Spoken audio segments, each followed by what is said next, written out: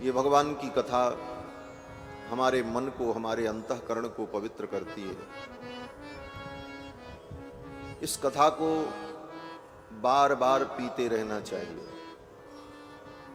श्री बांके बिहारी जी ने कहा, ये वेद का जो रस है,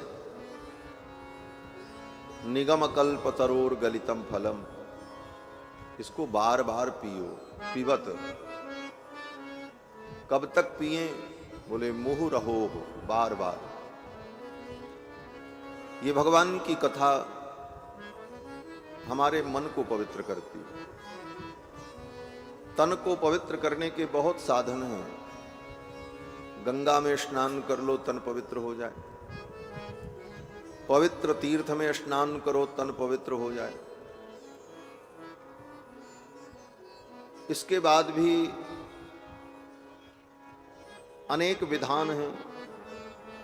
पंचगव्य का प्राशन कर लो, हड्डी के अंदर के पाप भी नष्ट हो जाएं। यत्त्वगस्थिगतं पापं देहे तिष्ठति मामके, प्राशनात् पंचगव्यस्य दहत्यग्निरिवेन्धनम्। पंचगव्य पी लो, हड्डी के अंदर के पाप नष्ट हो जाए।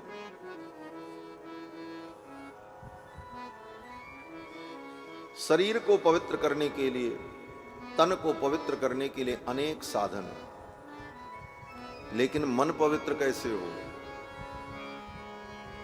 और मन अगर पवित्र नहीं हुआ तो तन को बार बार पवित्र करते रहो, ये अपने स्वभाव के कारण बार बार अपवित्र होता रहेगा।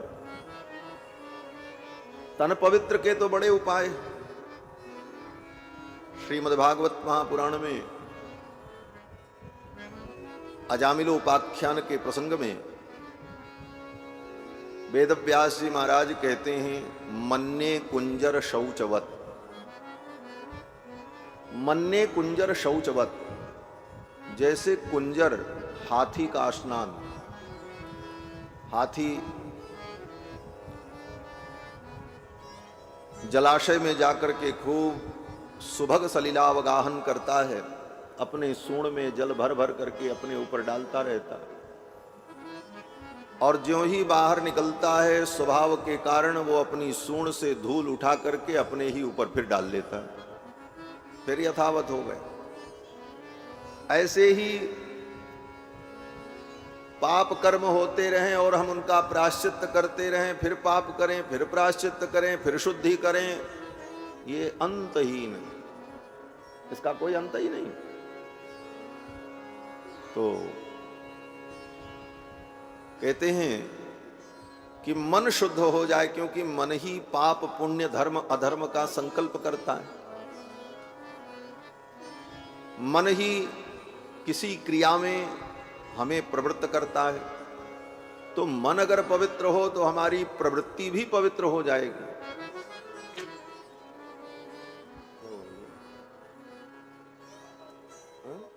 किसमें लग रहा है? सीधा कर दो। श्री सीतारामचंद्र भगवान की जय। मन अगर पवित्र हो तो हमारी प्रवृत्ति भी स्वाभाविक पवित्र हो जाए, क्योंकि मन बंधन मुक्ति दोनों का कारण है। वेद भगवान कहते हैं कि मन एव मनुष्याणाम कारणम बंध मोक्षयोः। मन ही मनुष्य के बंधन और मुक्ति दोनों का कारण है।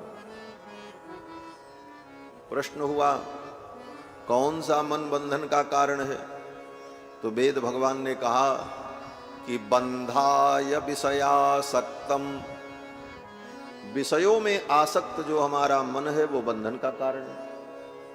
और मुक्त्यै निरविषयम मनः, और हमारा मन जो विषयों से मुक्त हो जाए तो वही मन मुक्ति का कारण है। तो जो मन बंधन मुक्ति दोनों का कारण है, ऐसे मन को कैसे पवित्र करें? और वेदव्यास जी कहते हैं, जब तक मन पवित्र नहीं होगा तब तक कल्याण नहीं हो सकता। मनः शुद्धि विहीनानाम निष्कृतिश्च कथम भवेत्। मनः शुद्धि विहीनानाम निष्कृतिश्च कथम भवेत्। मन की शुद्धि नहीं हुई तो निष्कृति कैसे होगी, कल्याण कैसे होगा। और ये चर्चा हम आप आपस में करते रहते हैं, भैया मन शुद्ध होना चाहिए, मन चंगा तो कठौती में गंगा। ये सब पंक्तियां हम दोहराते रहते हैं, कहते रहते हैं। और साधारण व्यक्ति भी तर्क दे देता है, भैया मन पवित्र हो तो सब ठीक है, मन पवित्र नहीं तो ये सब करने का क्या मतलब। ये सब लोग कहते सुनते रहते, लेकिन यहां तक कहने से काम नहीं चलेगा। इसके आगे विचार करना पड़ेगा कि फिर मन को शुद्ध करें कैसे, इस पे विचार करो। तो मन की शुद्धि का विचार करने पर यह तथ्य आया, वेदव्यास जी कहते हैं कि एतस्माद् अपरम किंचिन मनः शुद्ध्यै न विद्यते। एतस्माद् अपरम, भगवान की कथा के अतिरिक्त मन की शुद्धि का दूसरा कोई उपाय नहीं, यही एक उपाय है बस। एतस्माद् अपरम किंचिन मनः शुद्ध्यै न विद्यते। मन की शुद्धि के लिए भगवान की कथा को छोड़ करके दूसरा कोई साधन नहीं। कितना भी आप कोई उपाय कर लो, अगर भगवान की कथा नहीं सुनते हो तो मन निर्मल नहीं होगा। और ये कथा हमारे मन को धुल देती है। रघुबर भगति बारी छालित चित, बिन प्रयास ही सूझे तुलसीदास कह चिद विलास जग बूझत बूझत बूझे। ये भगवान की कथा हमारे मन को पवित्र करती है। एतस्माद् अपरम किंचिन मनः शुद्धै न विद्यते।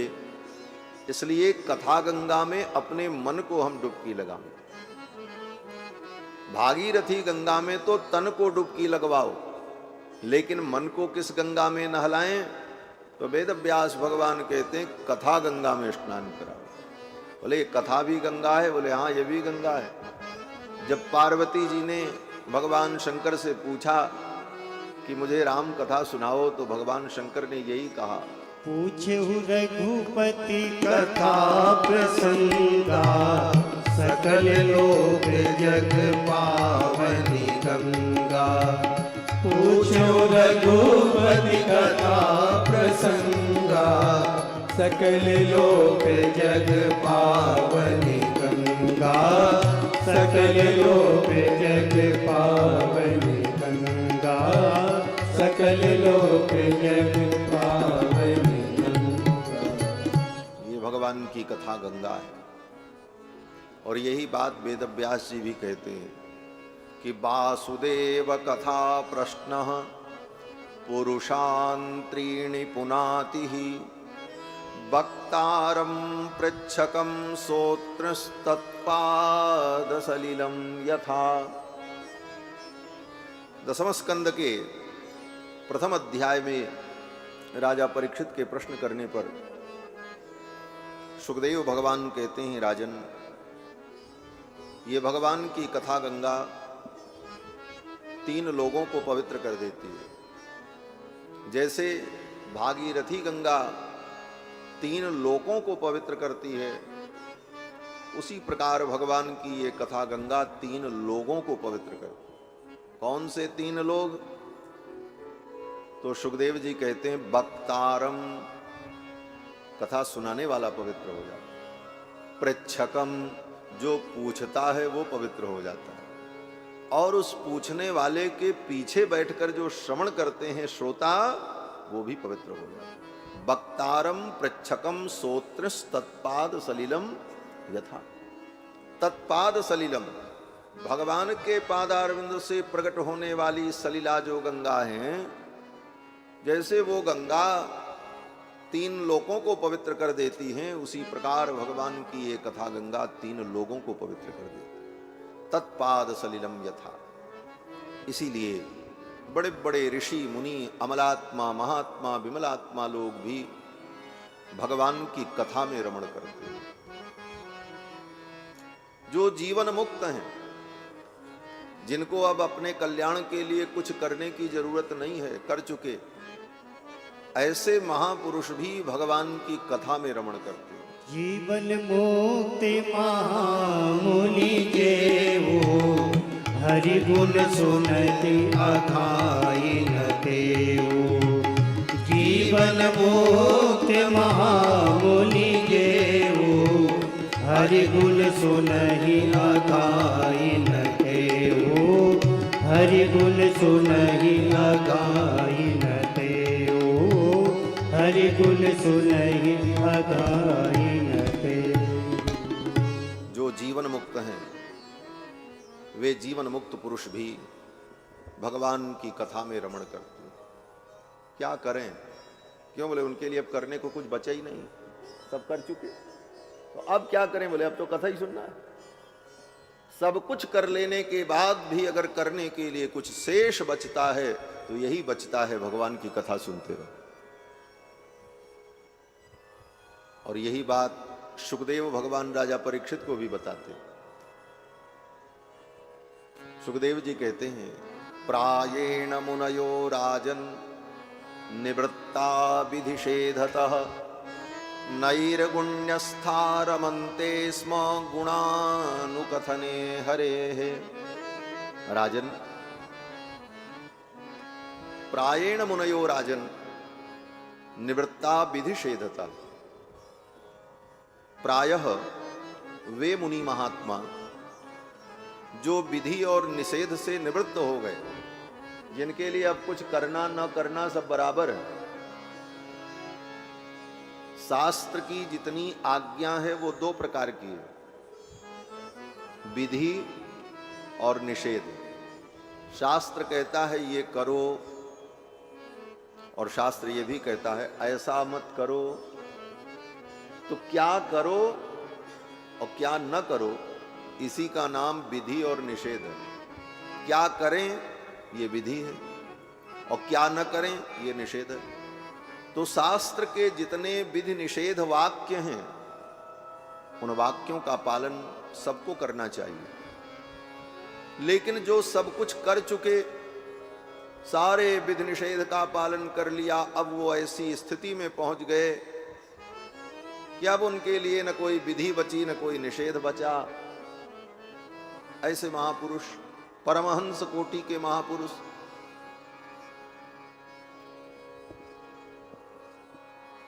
अब वो क्या करें? सब तो हो गया उनके द्वारा, अब कुछ करना बाकी नहीं रहा। तो सुखदेव जी कहते हैं ऐसे महापुरुष भी भगवान की कथा में रमण करते। प्रायेण मुनयो राजन निवृत्ता विधिषेधतः नैर्गुण्यस्था रमन्ते स्म गुणानुकथने हरेः। ऐसे महापुरुष भी भगवान के गुण कथन में, भगवान की लीलाओं के वर्णन में अपने मन को लगाते हैं। कथा क्या है? कथा केवल इतिहास मात्र नहीं है। अमुक पिता थे, अमुक बेटा थे, वो उनके भाई थे, वो उनकी पत्नी थी, वो उनके शत्रु थे, ऐसे लड़ाई हुई, ऐसे मार दिया, ये तो कथानक है। वास्तव में कथा भगवान के गुणों का अनुशीलन है। इसीलिए वाल्मीकि रामायण में सर्वप्रथम जो प्रश्न किया वाल्मीकि जी ने नारद जी से, यही प्रश्न किया, कोन्वस्मिन् साम्प्रतं लोके गुणवान कश्च वीर्यवान। मैं उस पुरुष को जानना चाहता हूं जो गुणवान हो। इसीलिए कथा सदा सगुण की होती, निर्गुण की कथा ही नहीं होती। निर्गुण ब्रह्म परमात्मा की क्या कथा होगी? क्या कहोगे उसके विषय में? निर्गुण के विषय में तो वेद कहता है अनिर्वचनीय, वो तो अनिर्वचनीय, वो वचन का विषय ही नहीं हो सकता। इसलिए भगवान की कथा तो तभी होती है जब भगवान के गुण का वर्णन होता है। इसलिए प्रश्न ही यहीं से प्रारंभ हुआ, कौन अस्मिन् सांप्रतम लोके गुणवान। और आगे फिर और सारे गुणों की बात कही। प्रथम दिन की कथा में आपने सुना था। यहां पर एक छोटी सी महत्वपूर्ण बात है, वो कह करके आगे चले। महापुरुषों ने विचार किया कि आगे वाल्मीकि जी ने और गुणों का वर्णन किया,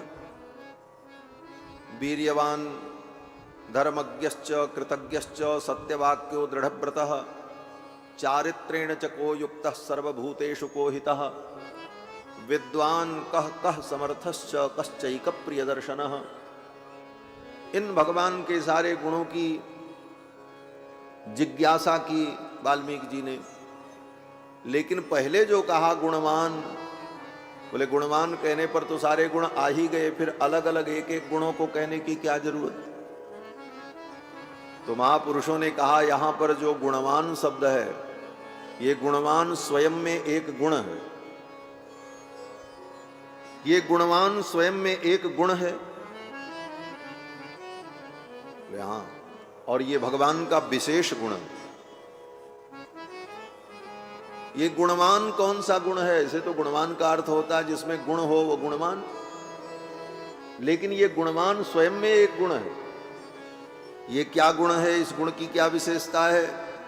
तो पहले इसकी व्याख्या करते हैं।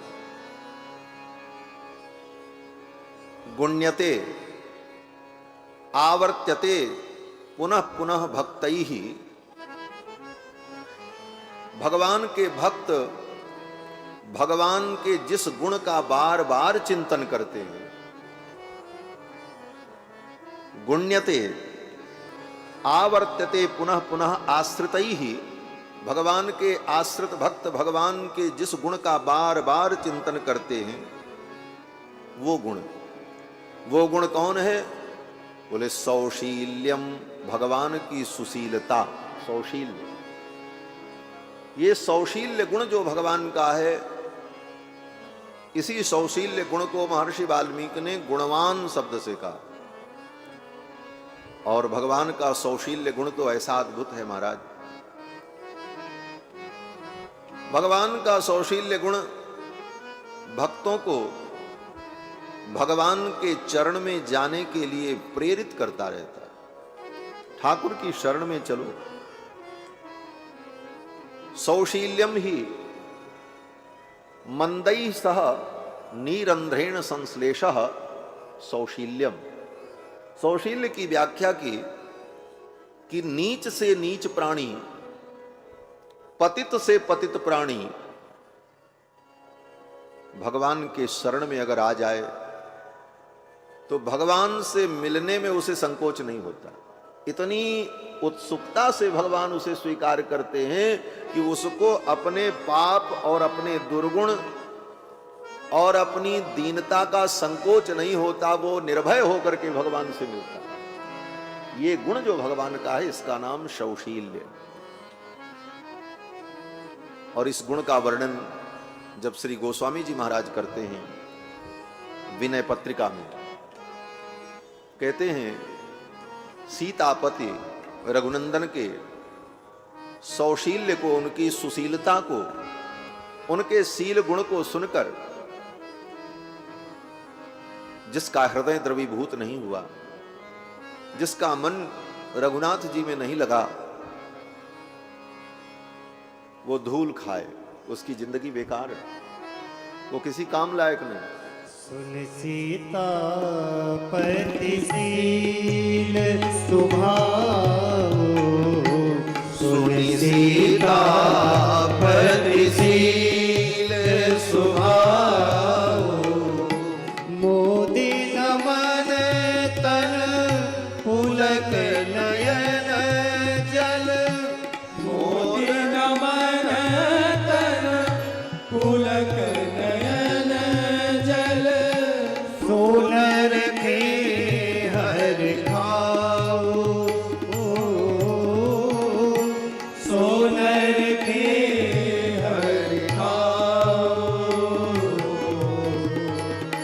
सुन सीता पतिशील स्वभाव, सुन सीता पतिशील स्वभाव, सुन सीता पतिशील।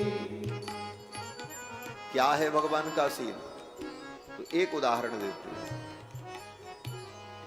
बाल्यकाल में रघुनाथ जी सखाओं के साथ खेलते हैं सरयू तट पर, और जब खेल प्रारंभ हुआ तो दुई दुई गुइयां बांट ले।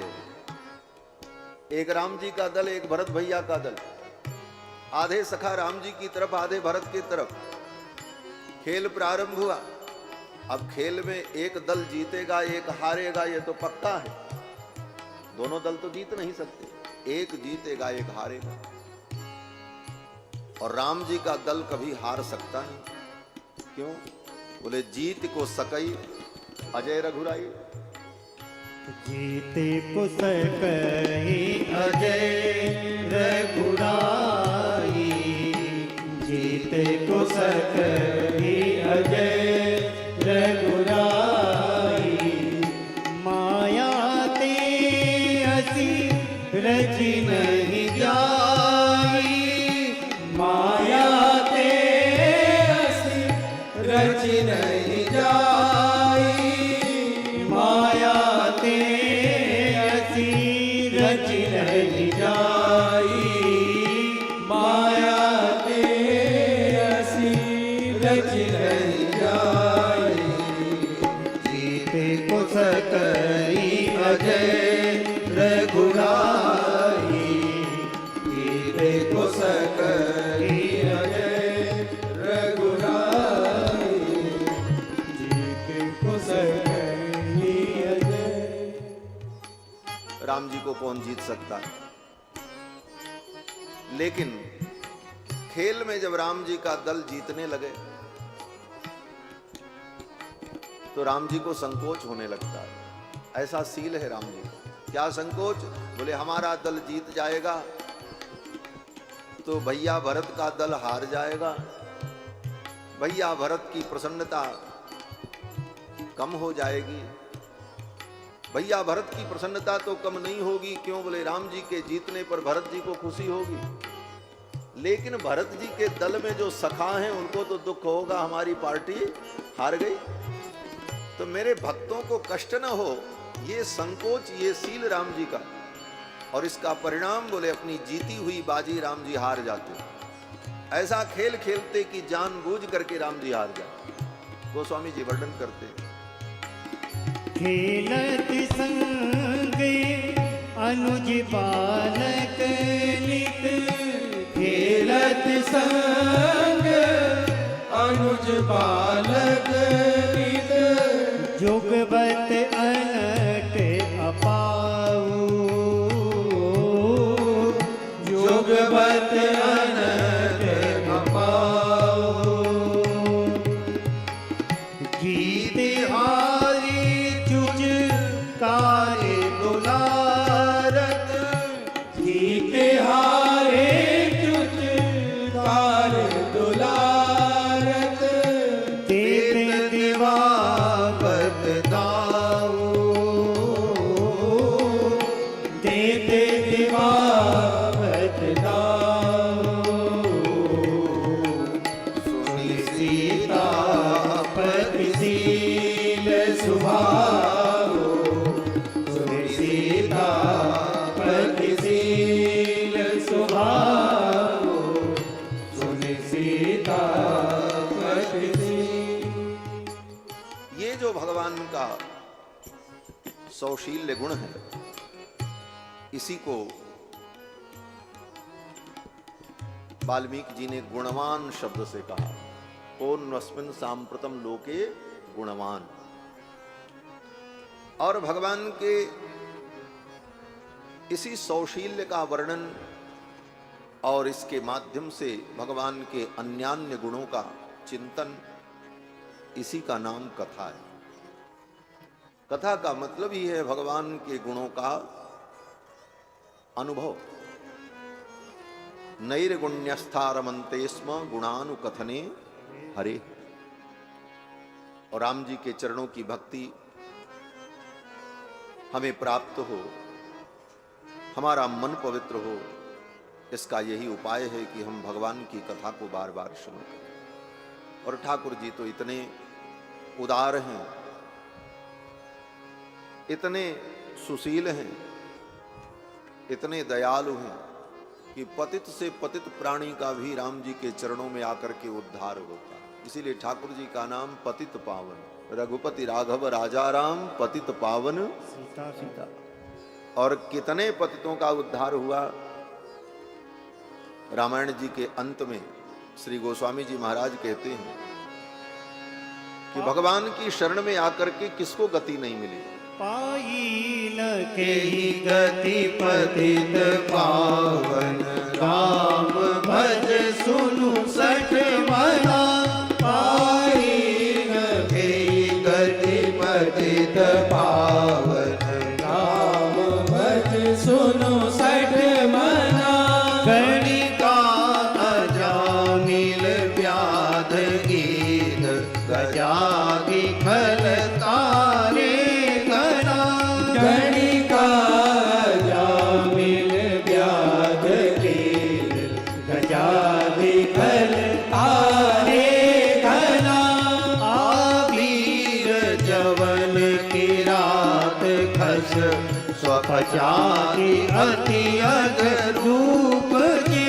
आवीर जवन की रात खस, स्वपचारी अति अग रूप दे। कही नाम बारक ते भी पावन, होई राम नमामि ते। कही नाम बारक ते भी पावन, होई राम नमामि ते। पाई न तेहि गति पतित पावन, राम भज सुनु सठ मना। सुनु सठ मना, सुनु सठ मना।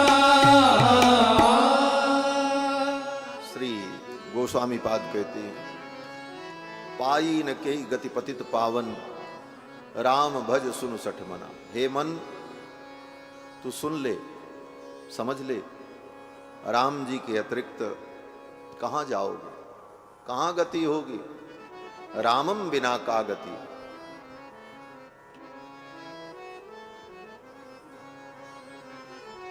श्री राम शरणम समस्त जगताम, रामम बिना का गति। इसलिए राम जी की शरण में ही आना पड़ेगा। ऐसे प्रभु श्री राम के पावन चरित्र को हम सभी लोग श्रवण कर रहे हैं। कल के प्रसंग में आप सभी लोगों ने श्रवण किया कि भगवान गुरुकुल में पढ़ने गए और अल्प काल में समस्त विद्याओं को प्राप्त कर लिया। गुरु गृह गए पढ़न रघुराई, अल्पकाल विद्या सब आई। अल्पकाल विद्या सब पाई नहीं, अल्पकाल विद्या सब आई। पाई भी कह देते तो चौपाई तो बन जाती। चौपाई की तुक मिलाने में कोई दिक्कत नहीं होती, लेकिन भाव ये है कि राम जी गुरुकुल में जब पढ़ने गए तो गुरु जी की सेवा करके विद्या प्राप्त की। गुरु शुश्रूषया विद्या, गुरु की शुश्रूषा करके सेवा करके विद्या प्राप्त की जाती है। विधि विद्या चतुराई से, छल से नहीं प्राप्त की जा सकती। और जिन जिन लोगों ने छल और चतुराई से विद्या प्राप्त किया, समय आने पर विद्या ने भी उनके साथ छल किया। कर्ण ने चतुराई से विद्या प्राप्त की,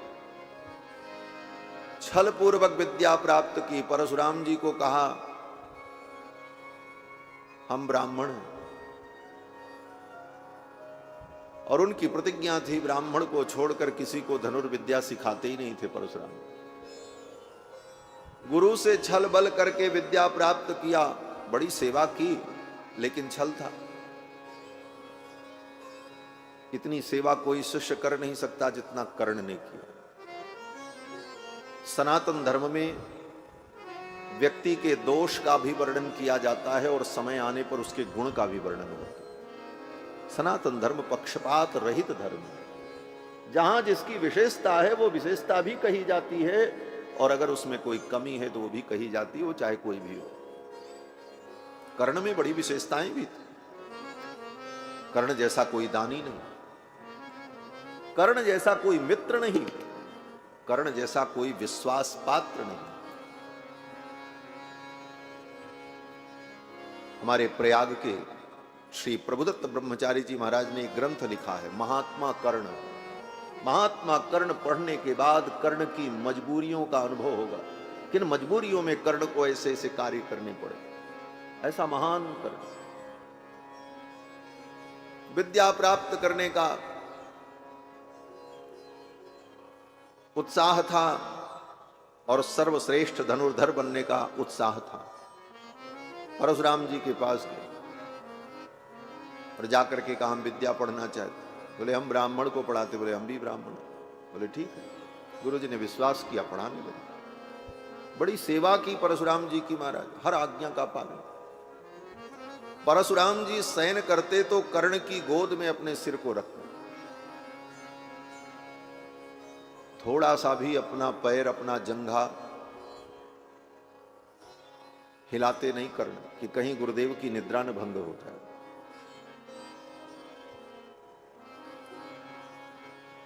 गुरु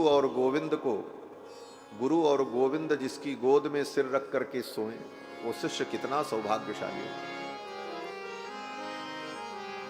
ऐसे ही महान भक्त श्री विदुर जी हैं, जिनकी गोद में भगवान कृष्ण अपना सिर रख करके सोए। जब विदुर जी के घर भगवान पधारे तो भोजन करने के बाद, केले का छिलका उल्का खाने के बाद, ठाकुर जी ने कहा हमको थकावट है, थोड़ी नींद आ रही, सोना चाहते। विदुर जी इतने त्यागी महात्मा की उनके घर में कोई ऐसा बिस्तर और तकिया भी नहीं था। तो विदुर जी ने कहा मेरे जंघे की तकिया बना करके सो जा। विदुर जी की गोद में सिर रख करके भगवान कृष्ण सोए, और ऐसे जब सोए तो भगवान के कान का कुंडल जो था वो विदुर जी के जंघे में छप गया, जैसे किसी वस्तु का दाग बन जाता है। उसी तरह विदुर जी के जंघे में भगवान गोविंद के कान के कुंडल की छाप लग गई, और वो छाप मिटी ही नहीं। जहां विदुर जी तीर्थ यात्रा में जाते, बड़े बड़े ऋषि मुनि इस बात का स्मरण दिलाते, विदुर ऐसे भक्त हैं जिनके जंघे में गोविंद कृष्ण के कानों के कुंडल की छाप बनी है। लोग उस छाप को देख करके प्रणाम करते। ऐसे सौभाग्यशाली विदुर जी महाराज। कर्ण ऐसा गुरु भक्त अपने गुरु जी को, परशुराम जी को अपनी गोद में सुलाए। एक केकड़ा आया और नीचे से पैर में काटने लगा, मांस खाने लगा कर्ण के पैर में। कर्ण को पीड़ा हो रही थी, लेकिन कर्ण ने सोचा अगर पैर में हिला दूंगा तो गुरु जी की निद्रा टूट जाएगी, सेवा चली जाएगी। ये निष्ठा गुरु के प्रति। और वो केकड़ा पैर को काटते काटते छेद करके पार आ गया, लेकिन कर्ण धैर्य पूर्वक बैठे रहे। जब परशुराम जी की नींद खुली तो देखा रक्त की धारा बह रही थी। पूछा, सारी बात बताई। बोले आपकी निद्रा भंग न हो जाए इसलिए मैंने ये दुख सहन कर लिया। परशुराम जी ने प्रशंसा तो की, तुम्हारी भक्ति तुम्हारी श्रद्धा बड़ी दृढ़ है, लेकिन तब तक परशुराम जी का ध्यान गया, इतनी कठोरता और इतना कष्ट सहन करने की क्षमता ब्राह्मण में तो नहीं हो सकती, कोई क्षत्रिय में ही हो सकती है। क्षत्रिय जो बाण और तलवार की चोट को सहन कर सकता है, उसी में ऐसी क्षमता होगी, ये तो ब्राह्मण की क्षमता नहीं लगती। परशुराम जी ने कहा सही से बताओ तुम कौन हो। कर्ण डर गया। कर्ण ने सारी बात बता दी। परशुराम जी को बड़ा दुख हुआ, तुमने छल किया मुझसे, समय आने पर यह विद्या भी तुम्हारे साथ छल करेगी, धोखा करेगी। और समय आने पर विद्या ने कर्ण के साथ छल किया। तो विद्या प्राप्त करने का यही उपाय है, निश्चल भाव से गुरु की सेवा। सेवा ही नहीं, निश्चल भाव से गुरु की सेवा। उस सेवा में भी अगर कपट हो कि जल्दी जल्दी सेवा करने, हमारा काम पूरा हो जाए, क्योंकि बिना सेवा के गुरु जी पढ़ाएंगे नहीं, तब भी नहीं। निश्चल भाव से सेवा, तब विद्या प्राप्त होती। तब विद्या पाई नहीं जाती, तब तो विद्या स्वयं चल करके उस शिष्य के पास आ जाती है। राम जी ने गुरु जी की सेवा की, इसलिए विद्या स्वयं राम जी के पास आई। गुरु गृह गए पढ़न रघुराई, अल्पकाल विद्या सब आई। सारी विद्याएं स्वतः आ गई। गुरु की शुश्रूषा से समस्त विद्याएं स्वयं उस शिष्य का वर्ण कर लेती। अपने अंदर केवल सेवा का भाव, समर्पण का भाव, निश्चल भाव का संपादन करने की आवश्यकता होती है। विद्याएं तो स्वतः वर्ण करती। अल्पकाल में समस्त विद्या पढ़ करके रघुनाथ जी आ गए और पिता के राज्य कार्य में सहयोग करने लगे। आगे महर्षि वाल्मीकि ने चारों भाइयों के परस्पर प्रेम का वर्णन किया। क्या प्रेम है? बोले सर्वप्रिय करस्तस्य रामस्यापि शरीरतः। भगवान श्री राम सबको प्रिय, और भगवान श्री राम और कुमार लक्ष्मण का भ्रातृत्व प्रेम कैसा है? तो वाल्मीकि जी कहते हैं कि लक्ष्मणो लक्ष्मी संपन्नः बहिप्राणैवापरः। लक्ष्मण जी भगवान के दूसरे प्राण हैं। बोले प्राण तो शरीर के अंदर रहता है। तो वाल्मीकि जी कहते हैं कि ऐसा मान लो, ऐसा समझ लो कि एक प्राण जो है वो तो राम जी के अंदर है, और राम जी का दूसरा प्राण जो है वो बाहर है। जो बाहर है वो प्राण कौन है? बोले वो लक्ष्मण जी है। लक्ष्मणो लक्ष्मी संपन्नः बहिः प्राणैवापरः। अपर प्राण, दूसरे प्राण लक्ष्मण जी महाराज। और दोनों का स्नेह कितना है? बोले नचते न बिना निद्राम लभते पुरुषोत्तमः। लक्ष्मण जी के बिना पुरुषोत्तम श्री राम को निद्रा नहीं आती। सुंदर बिस्तर लगा दे मैया, लक्ष्मण जी अगर पास में नहीं है तो राम जी को नींद नहीं आती। नचतेन बिना निद्राम लभते पुरुषोत्तम। लक्ष्मण जी के बिना राम जी को नींद क्यों नहीं आती? ये वाक्य बड़ा यहां पर रहस्यमय वाक्य है। वाल्मीकि वेदावतार है। कहते हैं लक्ष्मण जी हैं कौन? बोले लक्ष्मण जी भगवान की शैया हैं, बिस्तर हैं, शेषनाग हैं, और भगवान नारायण हैं। तो नारायण का बिस्तर क्या है? बोले शेषनाग ही तो है। और व्यक्ति को नींद कहां आएगी? बोले उसका अपना परिचित बिस्तर होगा, उसी पर बढ़िया नींद आएगी। किसी नए बिस्तर पर सुला दो तो नींद नहीं आती। शेष जी भगवान की नित्य शैया हैं, और केवल शैया ही नहीं, ये शेष शब्द जो है, शेषनाग शेषनाग हम आप कहते हैं। शेष उनका नाम है, नाग जाति है, लेकिन शेष का बड़ा विशेष अर्थ है। शेष का मतलब जो अपने शेषी के लिए होता है उसी को शेष कहा जाता है। शेष शेषी संबंध होता है। भगवान शेषी हैं और जीव उनका शेष है। इसी को हमारे आचार्यों ने कहा, शेषित्व संबंध निबोधनायते यन मंगलानाम च सुमंगलायते पुनः पुनर्मंगलमस्तु संतत। शेष शेषित्व संबंध, शेष अब सदा अपने शेषी के लिए ही होता है। शेष कभी किसी अन्य के लिए नहीं होता, अपने शेषी के लिए होता। जिसका वो शेष होता है उसी के लिए होता है। तो यह जीव भी परमात्मा का शेष है, हम आप भी परमात्मा के शेष हैं। इसलिए हम आप केवल भगवान के लिए ही। ये तो अज्ञान के कारण हम मानते हैं हम इनके लिए हैं, हम इनके लिए हैं, हम इनके हैं, लेकिन तुम किसी के नहीं हो। अगर हो तो केवल भगवान के हो और भगवान के लिए हो, और भगवान के ही लायक हो और किसी के लायक भी नहीं।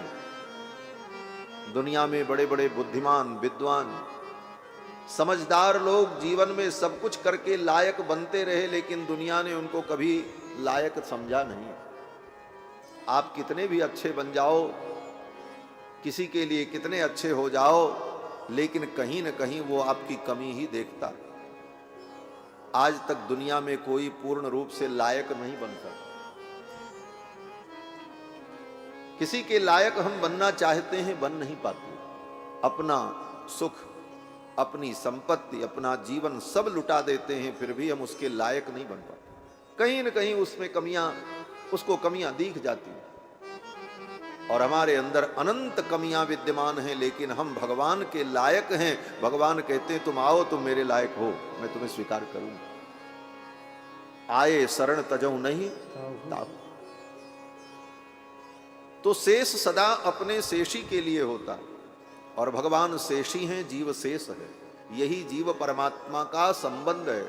शेषित्व संबंध निबोधनायते यन मंगलानाम च सुमंगलायते। तो लक्ष्मण जी भगवान के शेष हैं, और शेष का मतलब होता है जो अपने शेषी के सर्वथा अनुकूल हो।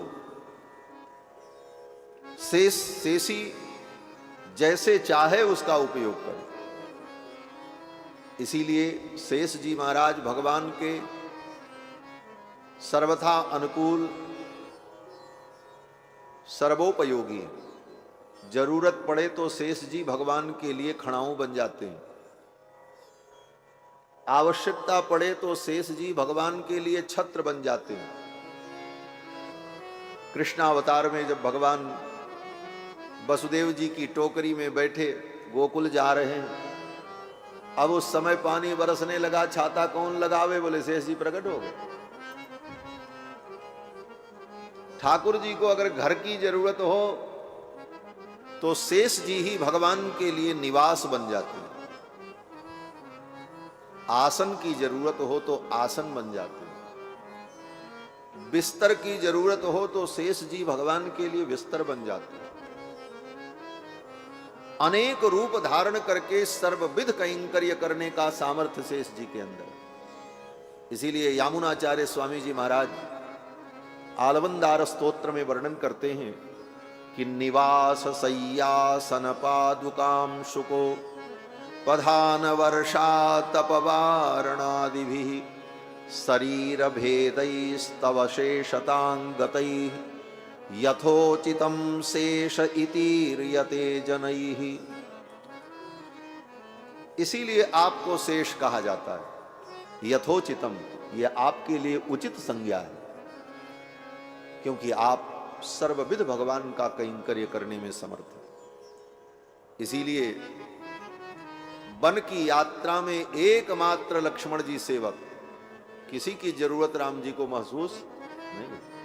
न भोजन बनाने वाले की जरूरत महसूस हुई, न पैर दबाने वाले की जरूरत महसूस हुई, न कारीगर की, न वस्तु लाने वाले की।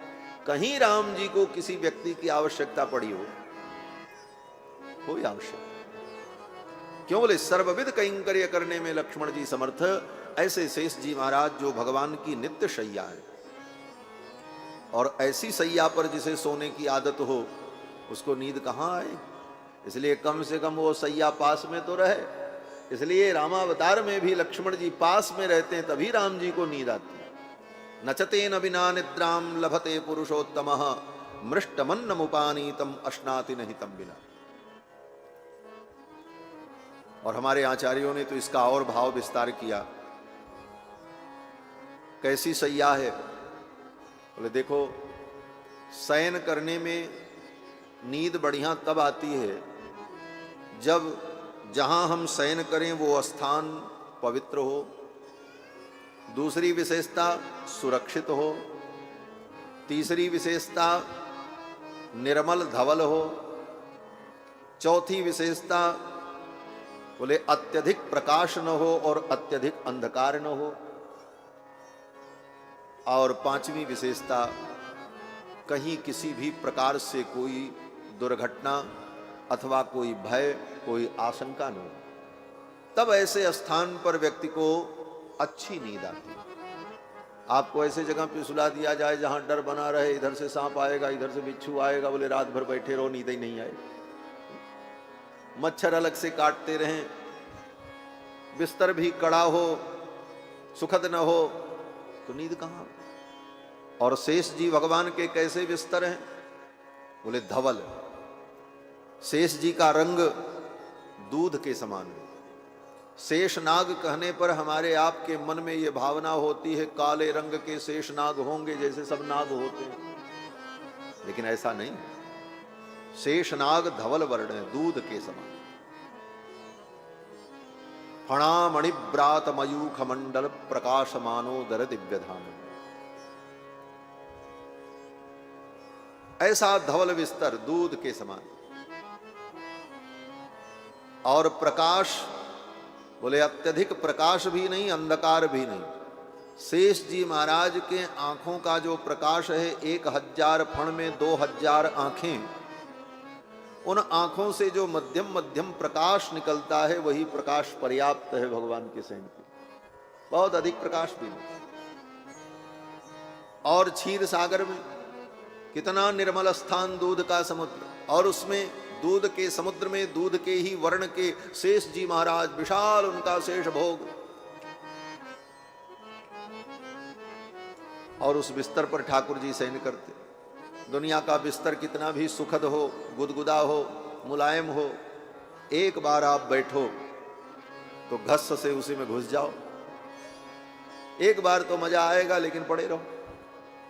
लेकिन शेष जी महाराज भगवान के जो बिस्तर हैं, बोले शेष जी की गोद में जब भगवान शयन करते हैं, तो शेष जी जब सांस लेते हैं, उनकी श्वास प्रश्वास होती है, तो शेष जी का पेट जो है वो फूलता पचकता है, तो ठाकुर जी को झूला झूलाते रहते अपनी गोद में। ये सुख मिलता है। और सुरक्षा कितनी है? बोले आज सुरक्षा के लिए हम लोग क्या करते हैं? बोले जगह जगह पर सीसीटीवी कैमरा लगा देते, लिखा रहता है आप सीसीटीवी कैमरा की निगाह में। सुरक्षा के लिए 10, 20, 50 कैमरे लगा दिए जाते, सीसीटीवी। और यहां शेष जी महाराज भगवान जब शयन करते हैं, तो शेष जी के 1000 फण में 2000 आंखें, 2000 सीसीटीवी चलती रहती है। कहीं से कोई संकट, कोई अशांति उत्पन्न न होने पावे, भगवान शयन कर रहे।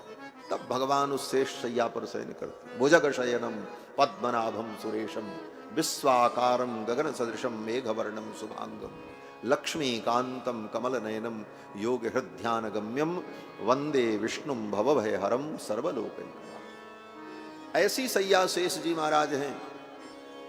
इसलिए प्रभु श्री राम को लक्ष्मण जी के बिना नींद ही नहीं आती। नचते न बिना निद्राम लभते पुरुषोत्तमः मृष्टमन्नमुपानीतम अस्नाति नहीं तम बिना। सुंदर सुस्वादु व्यंजन माताएं भोग के लिए रख दें, लाल जी जीम लो, तो राम जी इधर देखते उधर देखते। मैया कौशल्या कहती थाली तो सामने है, इधर क्या देख रहे हो? तो राम जी कहते मेरा भाई लक्ष्मण कहाँ? लक्ष्मण आ जाए तब मैं भोजन करूं। लक्ष्मण जी के बिना भगवान को भोजन भी अच्छा नहीं है। लक्ष्मण जी के बिना न नींद आती है, न ठाकुर जी को भोजन अच्छा लगता है। और पूरी रामायण आप पढ़ लेना, लक्ष्मण जी के बिना कभी राम जी रहे ही नहीं। कोई कितना भी बड़ा राम जी का प्रेमी हो, राम जी उसके बिना रह लेते हैं। दशरथ जी से बड़ा प्रेमी कौन होगा? जिनके प्रेम का उदाहरण देते हुए गोस्वामी जी ने कहा, बंदहु अवध भुवाल सत्य प्रेम जेहि राम पद, बिछरुत दीन दयाल प्रिय तन तृण इव परिहरि। लेकिन उन दशरथ के बिना भी राम जी रह लेते हैं, रो लेते हैं, लेकिन रह भी लेते हैं। रोते हैं लेकिन रह लेते हैं।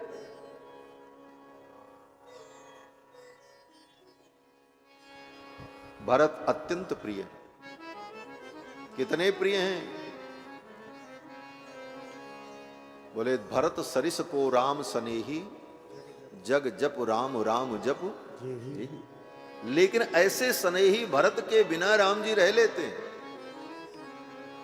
रो लेते हैं, उनका नाम लेते हैं। तमेवं क्ष्वाकुनाथस्य भरतस्य कथाम कुरु, परंतु भरत जी के बिना रह लेते,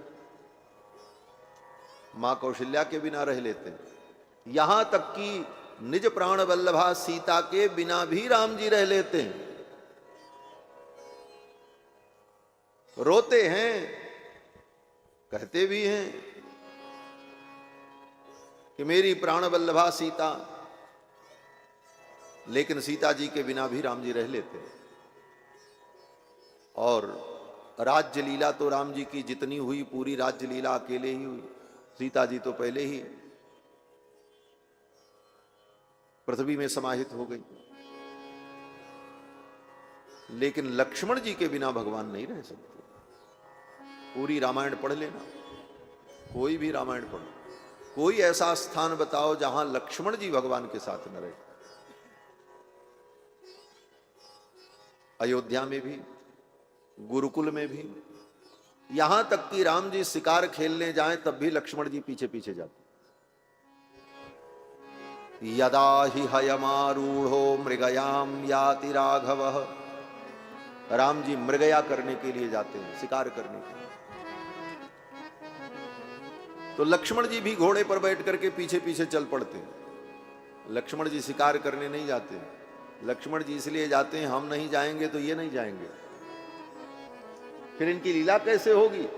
इसलिए यदा ही हयमारूढ़ो मृगयाम याति राघवः अथैनम पृष्ठतो भेति स धनु परिपालयन्।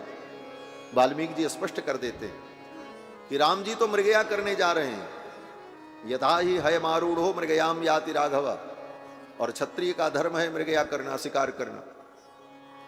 गोस्वामी जी महाराज भी वर्णन करते हैं, बंधु सखा संग ले बुलाई, बंधु सखा संग ले बुलाई, बन मृगया नित खेलहि जाई, बन मृगया नित खेलहि जाई, बंधु सखा संग ले बुलाई, बंधु सखा संग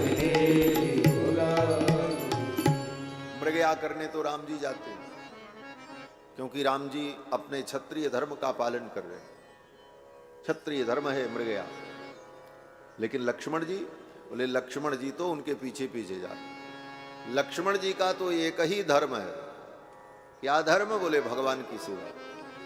यही उनका सबसे बड़ा धर्म है। इससे बड़ा कोई धर्म उन्होंने समझा ही नहीं किया। भगवान के कैंकर्य को ही परम धर्म समझा और राम जी के पीछे पीछे जाते हैं। तो वाल्मीकि जी कहते हैं, अथैनम पृष्ठतो भेति साधनु परिपालयन। पीछे पीछे शत्रु लक्ष्मण जी जाते हैं, धनुष भी लिए हुए हैं, बाण भी लिए हुए, लेकिन मृगया करने के लिए नहीं जा रहे हैं। तब बोले परिपालयन, राम जी का परिपालन करने के, परितः सर्वतः रक्षणार्थम। राम जी निश्चिंत होकर के, भय मुक्त होकर मृगया करें और मैं सावधान होकर के उनकी सुरक्षा में, सेवा में लगा रहूं।